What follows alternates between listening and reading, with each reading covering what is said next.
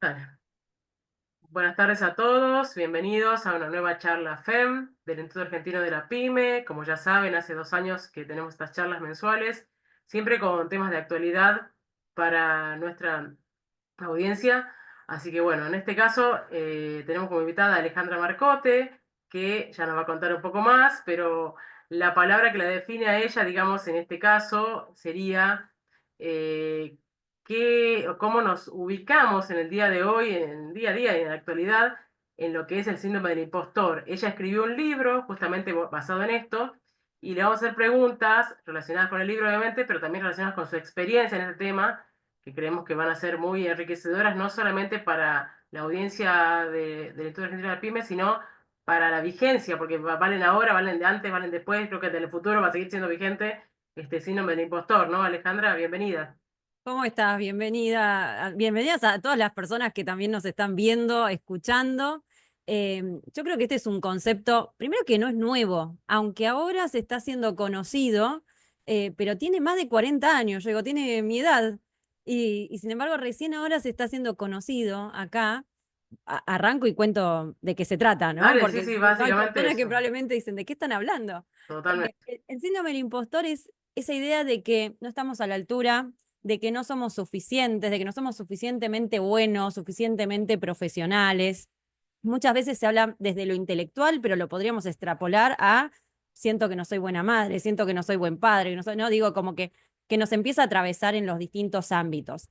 Y no solamente es esa sensación de que no somos suficientes o no estamos a la altura, sino la clave es que creemos que estamos engañando a los demás, que las demás personas nos ven como competentes, como bueno, y nosotros decimos, no, en cualquier momento se van a dar cuenta que yo no soy así, que Como que es quizás un no. castillo de cristal que no tiene sustento. Claro, o sea, estás ahí engañando a las otras personas. Y entonces lo que empieza a aparecer es, por un lado, el miedo a que te descubran, el miedo a que se den cuenta, y también el miedo a equivocarse, el miedo a fallar. Porque cuando falle, cuando algo no salga bien, entonces ahí las personas supuestamente se van a dar cuenta de que no estamos a la altura. Que Y éramos humanos, digo, ¿no? Porque los humanos está bien que nos claro, equivoquemos. bueno, después ya si querés vamos a explorar ahí un poco las creencias que hay detrás, pero tiene mucho que ver con eso, ¿no? Con que hay algunas creencias utópicas que tenemos como debería ser todo perfecto, que bueno, si no lo hago ya siento que no estoy a la altura. Y hay dos cositas más que te quería traer, y es que muchas veces cuando hablamos podemos escucharnos o escuchar a nuestro equipo, ¿no? Quizás quienes nos están escuchando dicen, le pasa con alguien de mi equipo, de mi familia, que podemos escuchar que las personas le asignan sus logros a cosas externas, la suerte, las coincidencias, me llamaron justo porque, no sé, estaban todos de vacaciones y no había nadie más a quien llamar, me ascendieron por suerte. Entonces traen esto de la afuera, lo que refuerza de que no hay algo que puse yo para lograr eso, ¿sí? Por ende, cuando después las personas nos felicitan, nos elogian, nos dicen qué buen trabajo, nosotros sentimos que no los merecemos. Y todo eso es lo que, digamos, ese círculo es el que configura el síndrome del impostor. Claro. ¿Y cuál sería, digamos, si vos tuvieras que hacer una introspección, una pregunta personal sería esto, ¿cuál fue el momento en tu vida que vos identificás como que fue la primera vez que tuviste síndrome del impostor en vos misma y cómo te llevó eso a escribir este libro? A ver, si yo lo miro en retrospectiva, la primera vez que lo sentí, no es la que me llevó a escribir el libro, pero la primera vez que lo sentí fue en la universidad, o sea, la que tengo claridad, ¿no? De que lo sentí así. Y pues yo estudié como, digamos, yo soy contadora, yo estudié en la UBA, más allá que hace ya unos años que no me dedico a eso.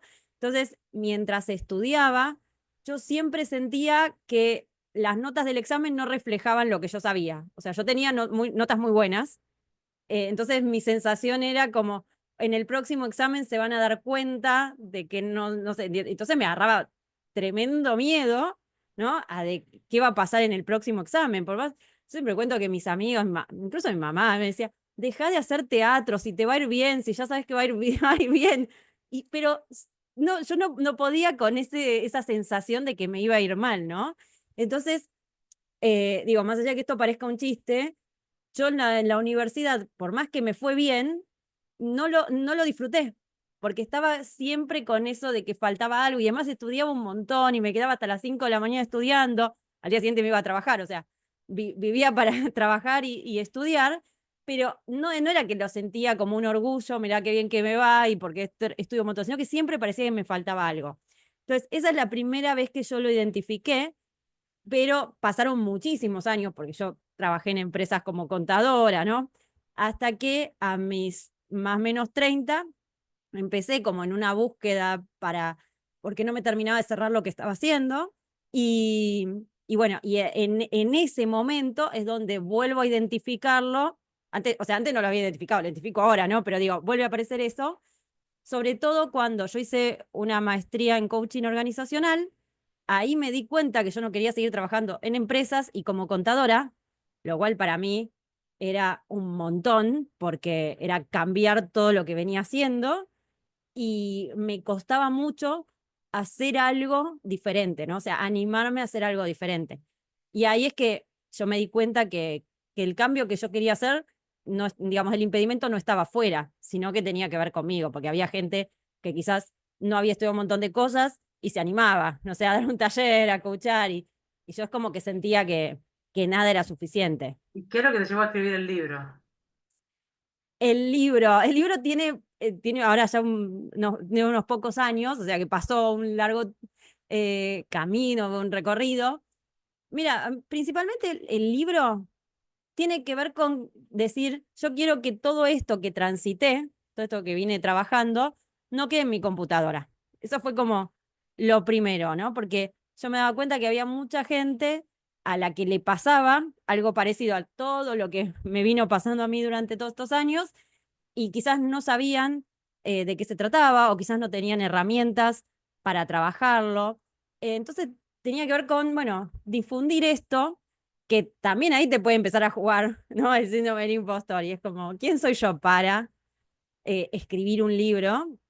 Pero bueno, desde ese lugar, digamos, lo que hay detrás son años de experiencia trabajándolo y años también de experiencia recorriéndolo. Pero yo creo que el mayor impulso es esto que me pasó a mí, estoy segura que le pasa a un montón de gente, porque lo veía en los talleres, y, y no puede quedar ahí guardado. Eso fue como lo que más me llevó. Qué bueno que quisiste compartirlo, porque mucha gente dice, bueno, me sirvió y sé que le puede servir a más, otros más, pero no me tomo el trabajo de escribir un libro, ¿viste? Que eso es muy Sí, personal igual, ¿eh? O sea, sí, yo creo que hubo varias cosas ahí que se juntaron. Una es que yo, por ejemplo, daba los talleres y, viste, las personas te dicen, ¿y tenés para leer? ¿Y tenés para leer algo? ¿No? Como, y cuando yo lo empecé a escribir, no había en español libros.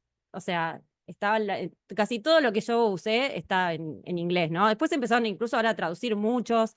eh, con lo cual, yo decía, bueno, y empecé, un día hice un artículo en LinkedIn, pegó. Después dije, bueno, hago esto, viste, como unos ejercicios y escribo un poco, como para que sea un cuaderno de trabajo. Y después cuando vi todo lo que había escrito, porque realmente como es un tema que me apasiona, es como que lo que yo iba viendo, resumía, pensaba cosas, las escribía, hasta que después, viste, eso que en un momento como te cae y decís, esto tiene que ser un libro. Fue ya así, no es tenías que demasiada información para que quede en un paper ahí nomás, sí, era... sí, sí, sí, sí, ya Bueno, en un momento era bastante. Pero no tiene como toda una estrategia como más claro, se racional, fue sino que fue dando. algo muy de, esto tiene que ser un libro así. Claro, buenísimo. Y en el libro, ojo, yo no lo leí, pero vi un poco la reseña y creo que debe ser muy bueno comprarlo. Es más, estoy pensando, yo personalmente, ahora voy a la feria del libro la semana que viene, buscarlo ahí, así que después puedes pasar la editorial y todo para que lo busquemos. En tu libro vos propones un poco transformar el síndrome del impostor en un aliado. Sí, ¿Y cómo te surgió esta perspectiva y qué te motivó a compartir? Digamos, ya sé que me dijiste que cómo surgió el tema del proceso del libro, pero ¿qué te motivó a compartir que es un aliado, digamos, en sí? Que a pesar de que parece algo negativo, es un aliado, a eso es lo que voy. sí. Mira, fue como todo un tema, ¿no? La búsqueda del nombre. ¿Qué nombre le pones? Primero, le ponemos síndrome del impostor. En ese momento yo quería ponerle justamente el nombre porque refiere a todo eso, no estaba hablando de otra cosa. Em, pero era que, ¿cómo lo superás? ¿Cómo combatís? ¿Viste? Como que empezás a tirar así, a hacer una lluvia de ideas. Y yo no quería darle ese tinte como totalmente definitivo, porque es algo que, como nosotros digamos, si uno lee el libro, son casi 300 páginas, ¿no? Entonces desarrolla un montón de creencias, de cosas que pueden ir surgiendo en la vida, está influenciado por los contextos.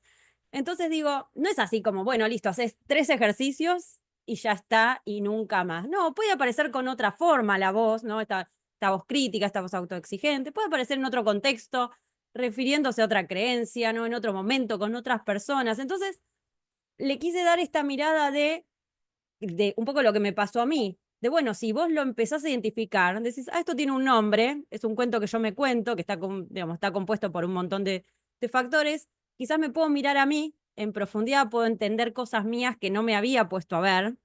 O sea, yo antes no me había puesto a ver que yo tenía ahí como un perfeccionismo que no me estaba ayudando, ¿no? Pues yo siempre era como la alumna 10, la que si se saca un 9 está preguntando qué, y qué me faltó, ¿no? Como no disfrutándolo, sino como una autoexigencia. Entonces es como, bueno, esto de me miro y empiezo a ver qué hay en mí, que quizás me ayudó hasta acá y ahora no me está ayudando o no me ayuda hacia la vida que quiero ir. Ejemplo, esto que te digo, de la creencia de la perfección, a mí me sirvió un montón, probablemente, haber sido así, siempre muy perfeccionista, de que yo no me voy a equivocar, no me puedo equivocar y me tengo que sacar como una nota alta, ¿no? Ahora, quizás me sirvió para un montón de cuestiones, pero en determinado momento, cuando yo quería hacer un cambio de carrera, dejar el trabajo en relación de dependencia, ir por mi cuenta, esa creencia te ancla de una forma que vos hasta que no lo hagas perfecto no lo vas a poder hacer. Entonces, es muy difícil intentar un cambio, ¿no? Es muy difícil moverse del lugar. Pero a la Con vez lo digo, cual, pensando en lo que vos decís, que el aliado sería, soy perfeccionista, en este caso, soy perfeccionista. ¿Es un aliado o no? Quizás para el cambio es una contra, pero vos sabés que si hiciste bien algo, podés hacer bien otra cosa, porque siempre vas a buscar ser perfeccionista en lo que hagas. Quizás está bueno sí, eso. quizás acá la invitación es a mirarse. Tal vez, digo, en vez de poner la etiqueta soy perfeccionista, es yo tengo la creencia de que debería ser todo perfecto, ¿no? Hay una parte de mí que cree que lo debería ser perfecto, porque quizás hay otra parte tuya que dice, basta, quiero estar tranquila, ¿no? Entonces, no quiero este nivel de exigencia.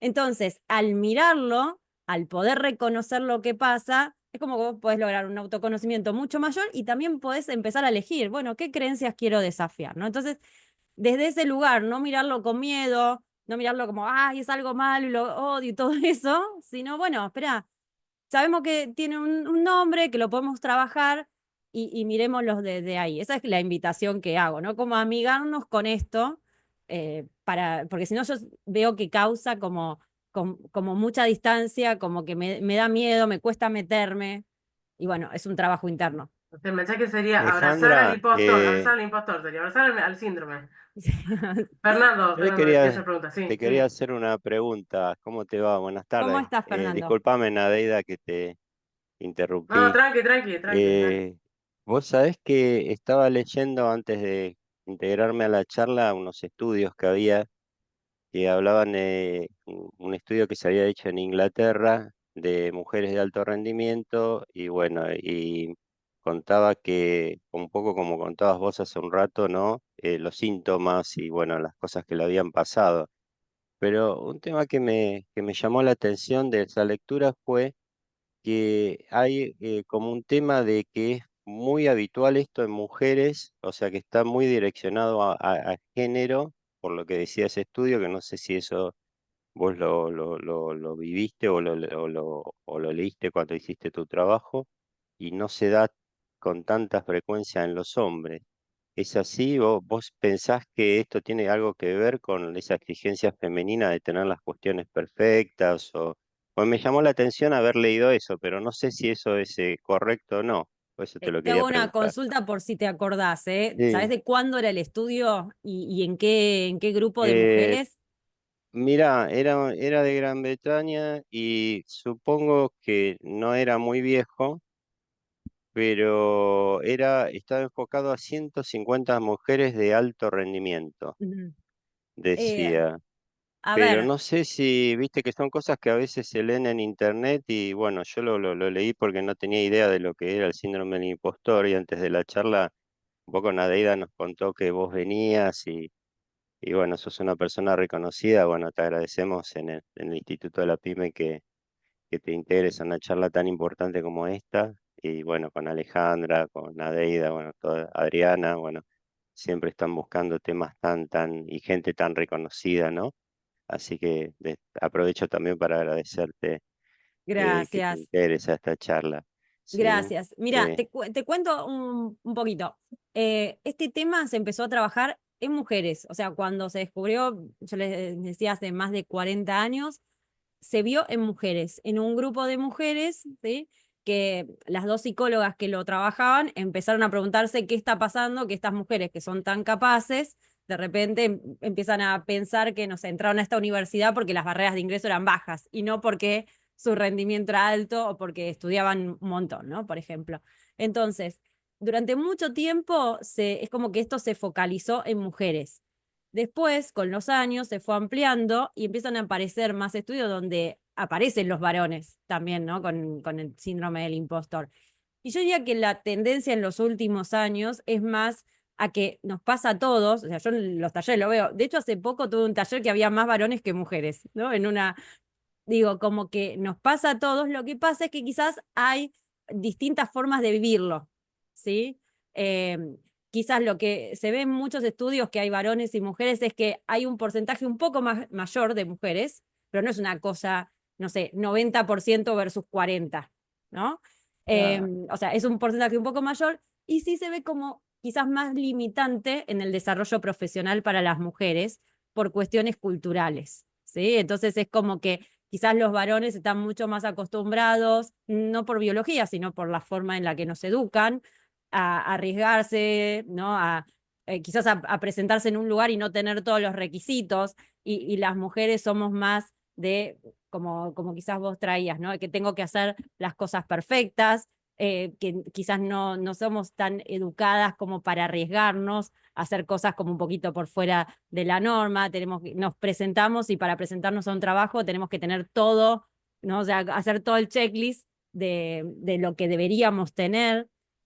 Ni que hablar, por ejemplo, de cómo influye cuestiones como la modestia, de que la modestia siempre ha sido algo que se vio como una virtud femenina, digamos, ¿no? Una buena mujer es modesta, no anda ahí haciendo alarde. Bueno, y eso justamente es todo lo contrario a lo que necesitamos para el síndrome del impostor, para combatirlo, porque lo que necesitamos es que, por ejemplo, una mujer reconozca sus logros, pueda ver su trayectoria, pueda venderse, y eso interfiere con todo esto cultural, ¿no? Con estas normas culturales de cómo debe ser una buena mujer, lo mismo que lo de la perfección. Eh, Viste que, por ejemplo, una nena, comportate como una señorita, es comportarse, estar ahí quieta, no hacer mucho lío, estar prolija, y esas no son demandas para los varones. Ahora están cambiando las cosas, pero digo para los que ya tenemos una cierta edad, ¿no? Entonces, todo eso en lo cultural influye que después nos cueste un poco más transitar este camino del síndrome del impostor. bueno, muy interesante. La verdad que sí, yo no me coincido con vos, no lo veía como un tema de género. Por eso cuando lo leí en internet me llamó la atención y aprovechando que, bueno, que tenemos una especialista del tema, digo, qué bueno para poder repasarlo, ¿no? Así Y que, digo, traigo algo. Yo te pregunté, viste, en qué grupo, porque después vos vas a encontrar en sí, internet un montón de estudios y ahí puede haber un montón de variantes. sí, Viste, no es lo mismo quizás, no sé, en mujeres dentro de una empresa tecnológica. Bueno, y ahí va a haber ciertas variantes, ¿no? Porque quizás son áreas masculinizadas. Mujeres en puestos de dirección. Ahora, no sé, profesiones independientes. Y ahí quizás no se dan estas diferencias, ¿no? Profesionales que están trabajando fuera de empresas. Entonces, también es muy dependiente, diría yo, como que está muy influenciado por el contexto, por ciertas variables. sí, a mí me llamó la atención, en serio te digo, porque cuando entré ahí en internet vi hasta test automáticos, o sea que es un tema realmente de muchísima discusión y actualidad, ¿no? O sea que la verdad que es un tema muy interesante para hablar, que desde lo psicológico eh, afecta muchísimas cuestiones de la vida de las personas, ¿no es cierto? Me Sí, parece muy interesante. y Eh, yo también desde este lugar lo que quiero traer es, no solamente es un tema de autoayuda, que es como muchas veces se ve, ¿no? Como, bueno, anda a verlo con tu coach, con la psicóloga, con el psicólogo. Digo, también, por ejemplo, porque estamos en un lugar de negocios, también impacta en los negocios, también impacta en las empresas, ¿no? Un líder, una líder puede, por ejemplo, estar transitando esto, o puede su equipo, ¿no? Un equipo puede influir mucho en que el síndrome del impostor afecte a sus integrantes. Y eso tiene distintas consecuencias, que la gente, como piensa que no es suficiente, no hable, no dé su opinión diferente, tenga mucho miedo a equivocarse y no ponga sobre la mesa nuevas propuestas, porque mejor seguro, ¿no? que andar arriesgándose.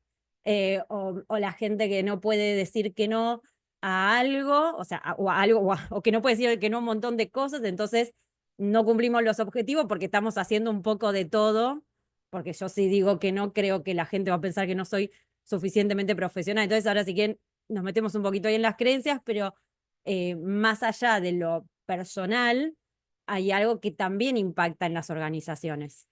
Yo te iba a preguntar justamente relacionado con esto, que te traías lo de personal y profesional, que vos en el libro decís algo de que el síndrome del impostor puede ser una señal de crecimiento. ¿Cómo lo identificamos y lo utilizamos como herramienta para el desarrollo personal y profesional, justamente? Primero, yo creo que lo principal es esto de identificarlo, porque parece que no, pero de repente, lo que comentamos al principio, quizás hay alguien que no sabe que, bueno, esto tiene un nombre. Entonces, yo soy un desastre, yo soy un fraude, ¿no? Yo no estoy a la altura y ya está, me lo pongo como una verdad. Ahora, cuando yo digo, no, quizás no es que yo soy así, tal vez es un cuento que me estoy contando, una historia que me estoy armando y que no me está sirviendo, así que puedo revisarla. Eso, aunque parezca que no, ya baja la sensación un montón. O sea, te permite trabajarlo desde otro lugar. Para mí, eso es lo primero. Después, algo que está bueno y quizás no está tan valorado es el poder compartirlo. Quizás con alguien de confianza, ¿no? Digo, no es que necesariamente hay que publicarlo en Facebook, pero esto de poder compartirlo con una amiga, con un compañero, una compañera de trabajo, esta sensación, porque es como, yo siempre digo, es como una nube negra en la cabeza, ¿no? Te dicen, vos podés tomar este proyecto, no, no, esto va a salir mal, va a ser un desastre, ¿no? Y es como que uno está tomado por esa sensación. Entonces, el compartirlo también baja muchísimo eso y nos lleva a quizás poder analizar un poco más. Tal vez esto que estaba diciendo antes, bueno, tal vez me puedo preguntar, bueno, tengo miedo a que me vaya mal, pero ¿por qué me podría ir mal, no? Si tengo los recursos, no tengo los recursos para encarar este proyecto, digo, hay ciertas conversaciones que pueden hacer que esa sensación baje y mucho y que yo no pierda oportunidades, porque digo, en el crecimiento profesional, algo que nos hace o que nos puede traer el síndrome del impostor es que yo pierdo oportunidades porque directamente las dejo pasar o porque lo pateo para adelante, ¿no? Es como que me dicen, vos podés hacer esto, no, espera que necesito estar más preparada y lo pateo para adelante, quizás ahí perdí también oportunidades, ¿no? Entonces me parece ahí fundamental esto de trabajar en reconocerlo, trabajar en compartirlo, que son cosas sencillas, ¿no? Hasta acá estamos con algo muy sencillo. Algo que me parece también fundamental es esto de empezar a identificar la conversación interna que tenemos, interna y externa, ¿no? Lo que nos decimos de nosotros mismos y lo que decimos a la afuera. Y, por ejemplo, acá podemos revisar las etiquetas. Ejemplo, cada vez que algo me sale mal, yo quizás me digo, soy un desastre o esto, ¿no? Soy un fraude, no sirvo. Me empiezo a decir cosas como muy agraviantes y muy determinantes que no me ayudan a seguir avanzando, porque yo digo, soy un fracaso y con qué ganas voy a, no sé, a postularme otra vez a un trabajo, ¿no? En cambio, si yo puedo empezar a estar atenta, a poner la luz ahí en lo que me estoy diciendo y quizás decir, no, espera, mi proyecto no funcionó, pero no es que yo soy un fracaso, capaz que no sé, no vi determinadas cosas, o fracasó porque un montón de proyectos fracasan, pero yo por lo menos soy una persona que lo intento, ¿no? Entonces, digo, eso es fundamental porque es lo que está construyendo todo el tiempo lo que vos pensás de vos misma, ¿no? Totalmente. Em, Y vos mencionabas también el tema, en la previa charla que teníamos ahí antes de empezar a grabar, el tema de las redes sociales, que decías que está muy vinculado con el síndrome del y impostor. bueno, ahí tenemos otro tema, porque algo que afecta un montón al síndrome del impostor son las comparaciones. Viste que nos comparamos. Entonces, algo de lo que estábamos comentando justamente es que yo hoy con las redes sociales hay como unas expectativas muy altas de cómo son las cosas, ¿no? Podríamos decir, o sea, o son estos ideales que no son reales, porque, viste, antes con el rollo de la cámara de fotos te sacabas 10 fotos y eran las 10 fotos que tenías de tus vacaciones. Ahora tenés 25 fotos de un mismo momento, elegís la que más te gusta, le ponés 20 filtros y claro, uno ve esa foto, ¿no? O ve la foto de la persona que se recibió, de la persona que consiguió algo, pero vos no ves todo el detrás de escena, o sea, no ves todo lo que puede haber llorado, lo que se puede haber frustrado, todos los problemas que pudo haber tenido. Eh, entonces, todo eso lleva a que obviamente uno se sienta como chiquitito, porque dice, mira lo que es la vida de todo el mundo, mira lo fácil que le salen las cosas, mira lo lindo que tiene la casa, mira el trabajo maravilloso que tiene, ¿no? Y yo acá pasándola mal, ¿no? Como de Es, alguna forma es- uno, perdón, claro, uno Alejandra, es como que las redes potenciaron el síndrome del impostor. totalmente, totalmente potencian esta idea de que las cosas deberían salirme perfectas, ¿no? Como que debería tener una vida perfecta. Viste que después uno ve que no es tan así, porque quizás ves, no sé, matrimonio que parece la familia feliz, al día siguiente aparece la noticia, se separan. Y vos decís, pero sí, yo vi una familia que parecía, ¿no? De un cuento de hadas. O las casas todas, yo siempre digo, yo no tengo chicos, pero tengo 2 perros. Y veo las casas de las personas con 5 chicos, brilla todo, y yo digo, yo con 2 perritos ya mi casa no se parece ni por equivocación. Entonces digo, hay algo de ver eso que todo el tiempo te está bombardeando esa imagen y ese mensaje de que las cosas deberían salir fácil, rápido, un poco lo que estábamos hablando, ¿no? Esto ahora que se puso muy de moda, que chicos jóvenes dicen, bueno, no sé, tengo 18 años y gano no sé cuántos miles de dólares y tengo un buen auto y vos que te la pasás trabajando, ¿no? Como que sos medio un perdedor, una cosa así. Entonces, todos esos mensajes también te bombardean y te llevan a compararte y decir, sí, ¿cómo puede ser que yo tenga esta vida o que yo sea así y no estoy logrando eso? Entonces, obviamente las redes sociales incentivan mucho desde este lugar esta aparición de la sensación de que no sos suficiente y de que hay algo que no estás haciendo bien. Y vos, Totalmente. Sí, Alejandra, Adriana. te quería preguntar, Sí. de tu experiencia, de lo que vas viendo, ¿podés determinar de que haya grupos por edad o por nivel socioeconómico o por profesiones o por trabajos o por regiones que tengan más propensión a eso que otros?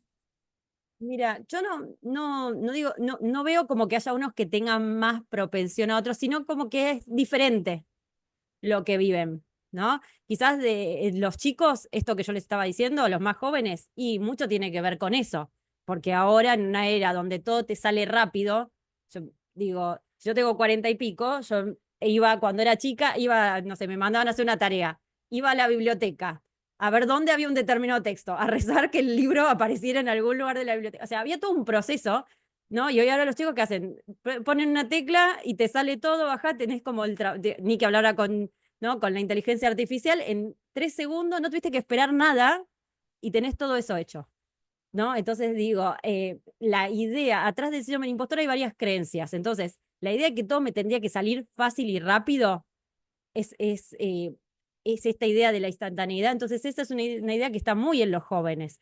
Por ende, cuando algo me requiere un poco de esfuerzo, cuando doy 2 exámenes mal, yo ya siento que esto no es para mí, ¿no? Esto, justo en varias charlas he tenido así algunos profesores y me decían esto, sobre todo en la universidad, ¿no? Como a veces cuesta que los jóvenes se queden cuando algo no, esto que no me banco quizás la frustración, ¿no?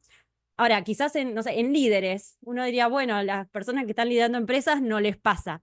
Bueno, pero ahí les pasa de otras cosas, o sea, les pasa, pero de otro lugar. Primero, la soledad del liderazgo, ¿no? Porque hay muchas personas, directores, gerentes, quien sea, que quizás no tienen un par para hablar de esto, para compartir así Perdón, abiertamente. Alejandra, el propio empresario pyme le pasa eso. Justamente Y, el dueño de la pyme tiene conversaciones sí, con sí mismo todos los días. claro, bueno, y ahí además hay varias cuestiones, ¿no?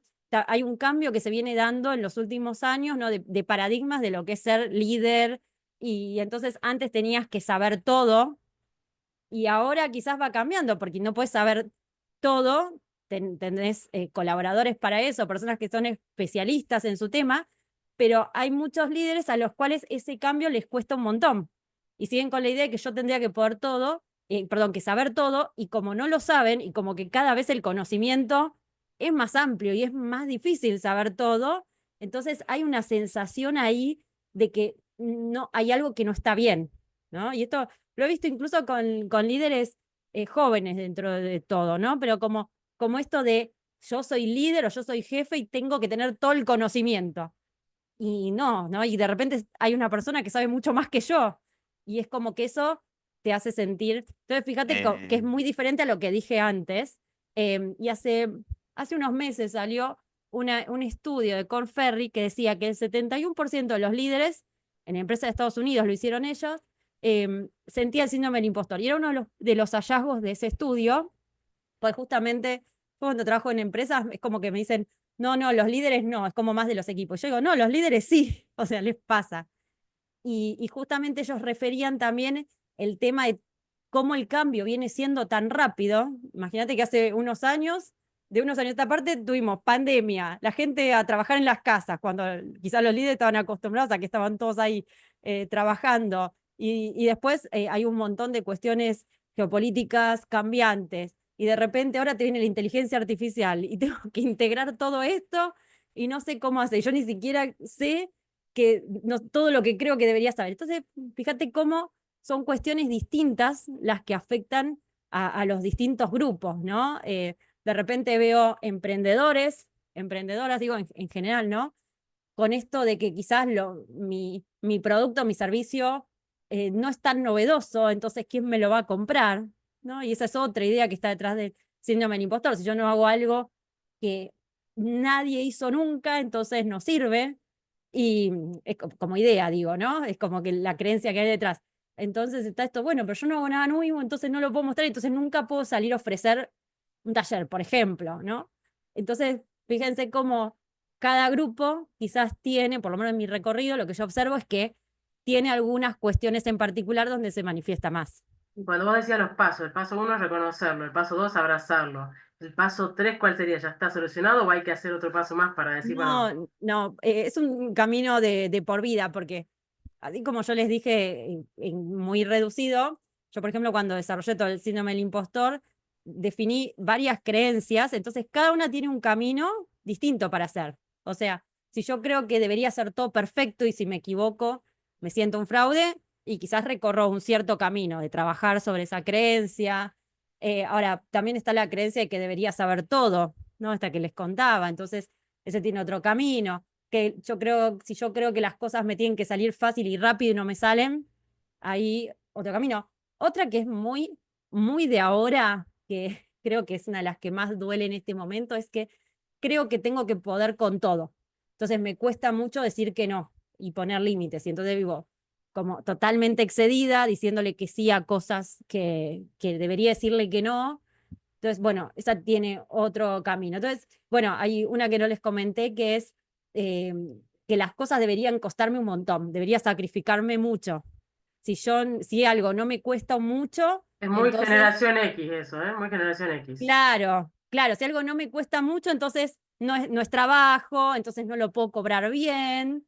Entonces, esa creencia, fíjate que es la contraria a la de que las cosas me deberían salir fácil y rápido. Yo siempre las pongo en las presentaciones una de la otra porque es como, bueno, quizás, y hasta son un poco generacionales, ¿no? Entonces, fíjate cómo las distintas creencias tienen un trabajo diferente. Pero si yo tuviera que sintetizar el trabajo, tiene que ver con esto que dijiste vos, ¿no? De reconocerlo, de quizás dejar un poco ese miedo a trabajarlo y entender que es un cuento que me cuento y que como me lo cuento yo tengo la llave para desactivarlo, ¿no? Y después trabajar mucho entonces en la conversación interna que yo tengo, ¿no? ¿Qué es lo que me digo en las situaciones en que las cosas no salen? ¿Qué es lo que me digo o qué es lo que digo cuando la gente me felicita? Que yo siempre lo traigo como un desafío, esto en vez de decir, no fue nada, no es para tanto, empezar a decir gracias, empezar a preguntarle a la gente qué es lo que te gustó de mi trabajo, ¿no? Como empezar a apropiarse de eso. Entonces, también, por supuesto, hay que trabajar mucho sobre el vínculo que tenemos con equivocarnos, esto que yo decía antes, no solamente las etiquetas que me pongo cuando me equivoco, ¿no? Que me digo que soy un fracaso, que soy un desastre, todo esto, sino también entender que es parte del proceso, que una cosa es decirlo y otra cosa es transitarlo y aceptarlo, ¿no? Y por supuesto, aprender. Ahí hay como, uno puede hacer un doble clic. Yo hace unos años hice un podcast que se llama Aprender del error para transformarnos, y ahí recorro en varios capítulos bastante del el entender una mirada distinta de los errores, ¿no?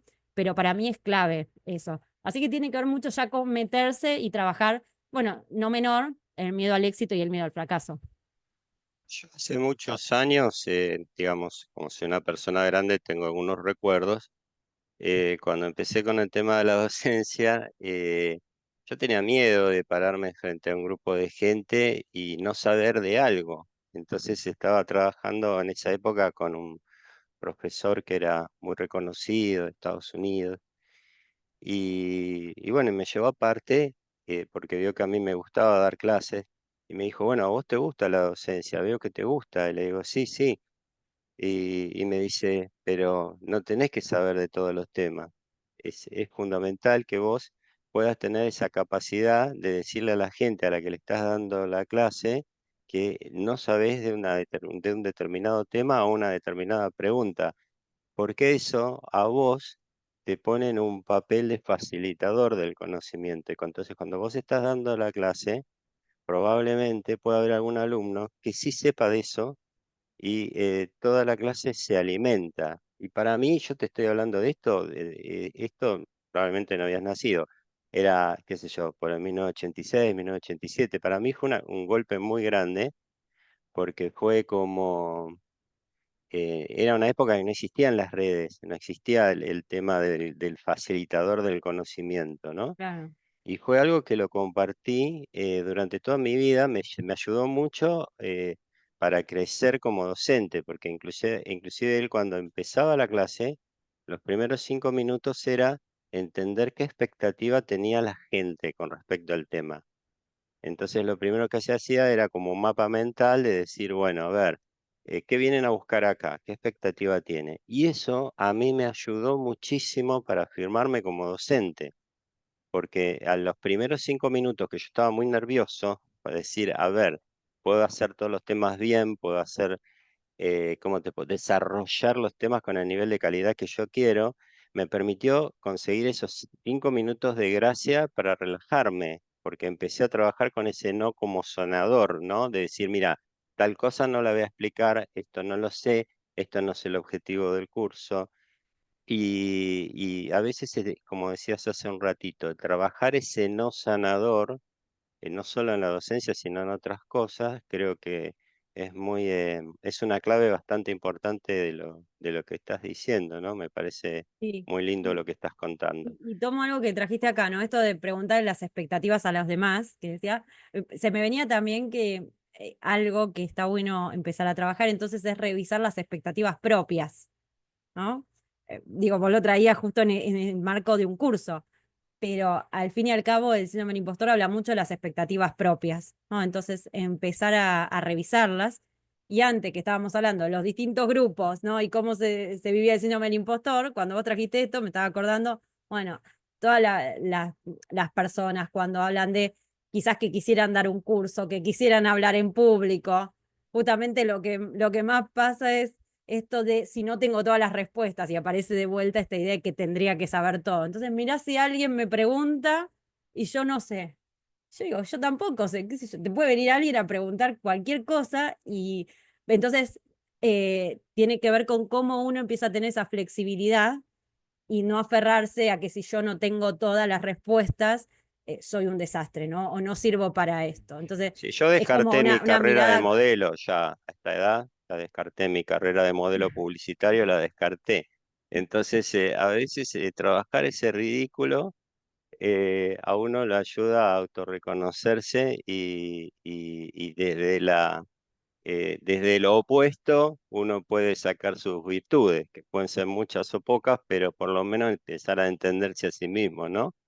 Así que me parece genial todo esto que estás contando. Me divierte Buenísimo. mucho el tema, o sea, te digo la verdad, te agradezco mucho.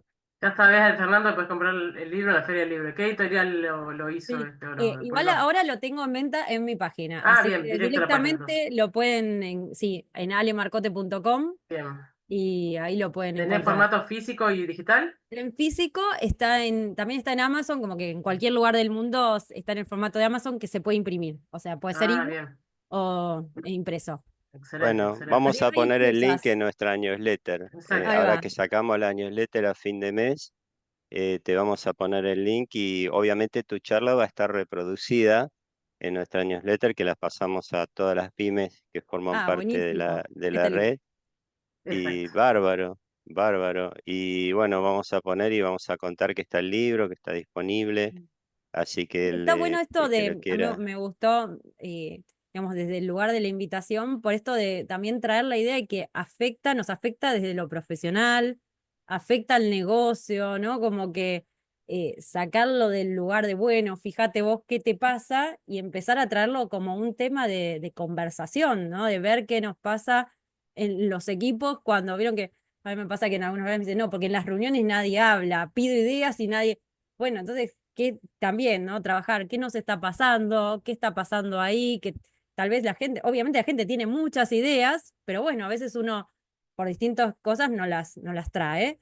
Y bueno, una puede ser que yo siento que lo que voy a decir no está tan bueno, que mirá si digo algo y encima me repreguntan, o yo, no sé, tengo en mente un proyecto, estaría bueno hacer tal cosa, pero si yo la traigo, mi jefe me va a decir, pero ¿y cómo sería? ¿Y cómo sería? Y yo, no, quizás, no sé, tengo una idea, no tengo el acabado. Entonces, esas dinámicas que se generan a veces llevan a que muchas veces las personas no pongan sobre la mesa lo que podrían poner, ¿no? Que es el gran capital que hoy tienen las Sí, yo organizaciones, ¿no? normalmente cuando arrancamos con los mapas mentales, ¿viste? Yo siempre digo, bueno, díganme primero todas las pavadas que pensaron y es una manera de reírnos y destraba mucho el tema, porque le digo, no, no necesito cosas concretas. Primero díganme sobre este tema todas las pavadas que pensaron. Y resulta que después de todo eso es que al inicio lo clasificamos como pavadas, ponemos como un círculo de dos o tres cosas que son viables, que Claro. es como es pensar fuera de la caja, ¿no? Y eso ayuda mucho, desde el humor, ayuda mucho a destrabar esas situaciones de que a veces tenés gente brillante en el auditorio o, viste, y no se anima a hablar, entonces ayuda muchísimo. Así Bueno, que y sí, en es muy función de eso que cierto. traes, yo, otro de los temas que les decía que trabajo es el tema del aprendizaje de los errores y que está muy vinculado a esto. Entonces, a veces, por ejemplo, un equipo no se anima a decir que algo puede, no un equipo, o sea, las personas no se animan a decir que algo no puede no salir bien, ¿no? ¿Viste? Como vos decís, uy, este proyecto no está tan bueno, pero no lo decís. Y ahí también el equipo, la organización se pierden de revisar algo que quizás tambalea, ¿no? No está tan bueno como lo estamos vendiendo. Entonces, a veces uno puede hacer, por ejemplo, una dinámica que se llama, en vez de post-mortem, ¿viste? Cuando terminó el proyecto, lo revisas, pre-mortem. Entonces, antes de hacer el proyecto, antes de lanzar un proceso de presupuestación, no sé, digo, como distintas iniciativas, uno puede ponerse a analizar ese proyecto, esa iniciativa, como si ya hubiera terminado y hubiera salido malísimamente mal. Entonces es una forma de que la gente tire ideas, ¿no? O sea, hablemos de que esto puede salir mal y encontremos 10, como 10 cosas por las cuales salió mal. Y fíjate cómo podés abrir la conversación y podés ponerla ahí sobre la mesa, entendiendo que las cosas pueden salir mal. Entonces hablemosla de una vez, antes, ¿no? Así después no nos llevamos como, no Muchos, damos un golpe. vos sabés que muchos empresarios pymes dicen que a veces prefieren equivocarse muchas veces porque saben que cuanto más se equivoquen, ya saben cuál es el camino que tienen que hacer y más Claro, rápido se dan de cuenta cuál es el camino correcto. Entonces, muy común claro. en empresarios pymes eso. Claro, tal cual. Y bueno, eso, viste, yo he escuchado muchas veces, no, pero yo eso sabía que esto no iba a andar. Bueno, pero si sabía, porque eso no se habló en la reunión, ¿no? O sea, ahí nos evitábamos un mal momento. Pero bueno, Que hay un a montón de pesar, cuestiones que pasan para que eso no se hable. exacto, a pesar de ser adultos, quizás también le esquivamos al bullying, Bueno, claro, sí, sí, por eso porque digo, es eso de qué va a decir mi compañero, lo que decías, ¿no? Mi jefe, qué sé yo, me van a poner en una posición ridícula, se van a burlar, como decía Fernando, díganlas, o sea, descomprimir, decimos todas las tonterías, después lo analizamos. Es como que todos tenemos esa cosa de no hacer el ridículo, que no se burlen de mi ridículo y Porque retroalimentamos ese síndrome. tal cual, por eso, viste, yo decía que también puede verse influido por los contextos, porque no es lo mismo si vos estás en un contexto en donde decís cualquier cosa y te dicen, ah, bueno, tomamos nota, no sé qué, o lo charlamos y le vamos dando vueltas, a que te digan, ay, pero mira las cosas que decís, no tiene sentido, pero ¿qué vas a...? Entonces, ese contexto, obviamente, que hace sentir a la persona, si se va repitiendo, si es algo habitual, y que mis ideas no son válidas, ¿no? ¿Para qué voy a hablar al final? Porque lo único que salgo de acá es perdiendo. Entonces, ahí es donde se convierte en algo que ya no es un tema solamente, bueno, mío y que me lo llevo y porque es un tema que me influye en mi casa, sino que termina afectando a las dinámicas del negocio. Totalmente, Alejandra, la verdad que un placer esta charla, nos encantaría seguir 2 horas más, pero bueno, creo que queda grabada, obviamente en el YouTube, después la subimos, te pasamos el link también.